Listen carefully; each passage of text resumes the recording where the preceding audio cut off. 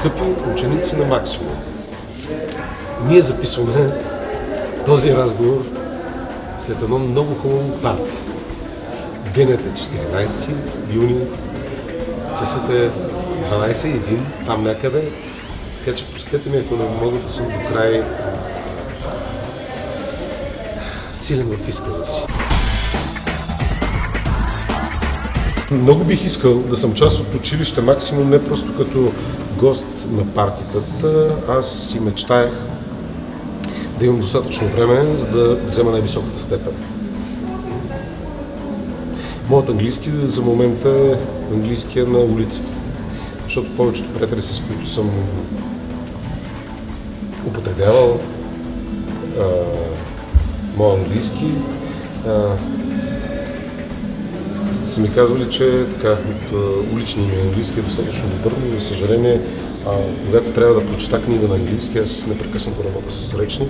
Това също е начин, но съвсем различно, когато имаш преподавател и някой, от който можеш да вземеш езиковите умения.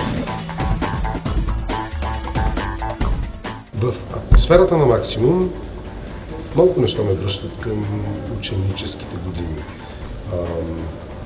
Защо? Хората тук се чувстват свободни. Едно от най-хубавите неща е, че преподавателите в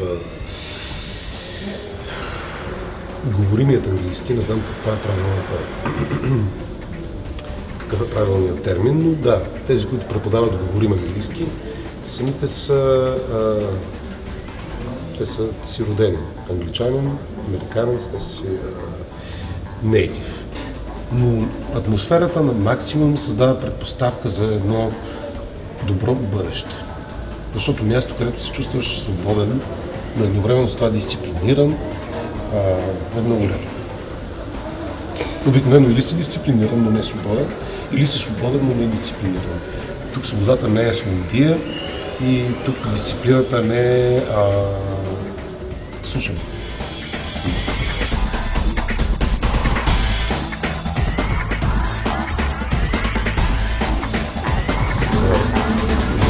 И аз си говоря в трето лице понякога, защото образът телевизионния е различен от човека от ежедневието. Защото телевизията създава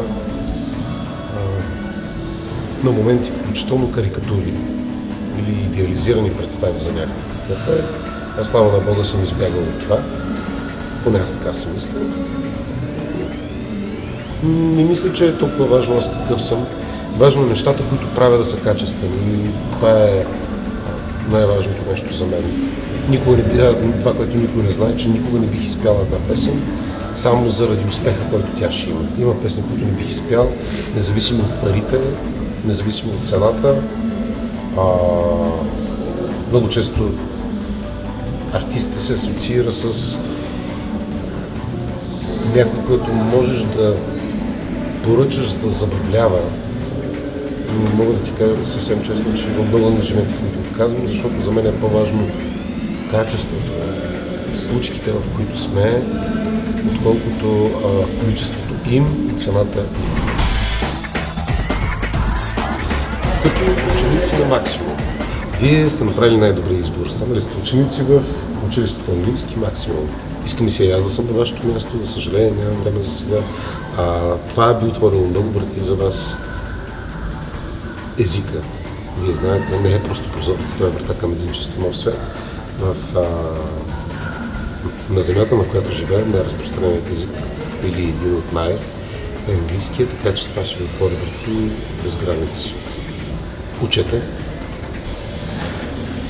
и най-важното, ако не получите от първия път това, което сте очаквали, поправете го втори, трети път.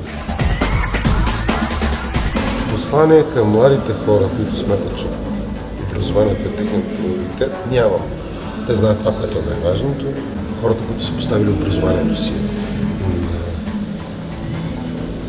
преден план, приоритетен, означава, че имат визия за своето бъдеще. Мога само да ги поздравя и ако искаш да се науча от тях, защото в младите е истината. Но ако имам послание към тях, то е скочете над предното поколение. Бъдете двигателя за бъдещето. Идете, изучете се по света, защото английски е важен. Идете, изучете се по света и се върнете в България, за да приложите това, което се научите.